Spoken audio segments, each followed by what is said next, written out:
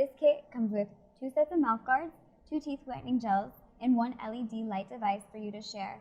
Now let's go ahead and show you what's inside the box. First item we'll talk about is the LED light device. This device is absolutely incredible and it really is a revolutionary device. Next, we have the 2 sets of mouth guards. Our final pieces are the amazing whitening gels. So let's begin by boiling some water. Next, hold the mouth guard by the tap and immerse it into the water for about 6 seconds.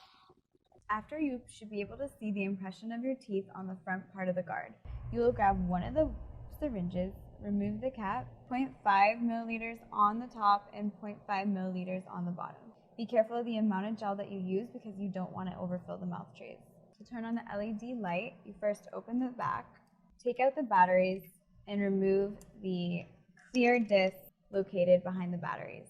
Do not forget to remove this or else the LED light will not turn on. Place the batteries back in, lock it, and voila!